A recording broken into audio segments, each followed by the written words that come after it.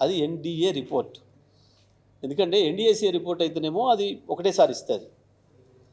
కానీ భారతదేశంలో ఇప్పటివరకు ఎక్కడ ఏం ప్రమాదాలు జరిగినా అసలు ఎన్డీఏసీ అనేది ఒకటి ఉందనే సంగతి కూడా తెలియదు. మొత్తం ఈ దేశానికి ఒక ఎన్డీఏసీ అనేది ఒకటి ఉంది అని అడ్రస్ చెప్పింది కాళేశ్వరం మొదటిసారిగా.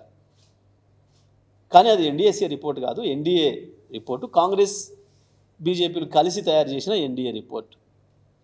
విచిత్రం ఏంటంటే దాంట్లో ఎన్డీఏ భాగస్వామ్యం వరకే ఉండాలి, కానీ తెలంగాణ కాంగ్రెస్ కూడా దాంట్లో భాగస్వామ్యం ఉంది ఆ ఎన్డీఏ రిపోర్ట్లో. లేకపోతే ఏముందేమో బుద్ధి ఉండాలి కొంచెమన్నా. ఆనాడేమో ఎన్నికల ముందు తెల్లారే వరకే ఉరికొచ్చింది, ఏదో అయిపోయినట్టు. అసలు అది ప్రాజెక్ట్ అనేది ఒకటి కట్టినరా ఆడ ఉన్నదా లేదా కూడా చూడలేదు వీళ్ళు. ఒకటే పూటలో హైదరాబాద్కి వచ్చి పోయి తెల్లవరకే లీకేజ్ ఇచ్చారు.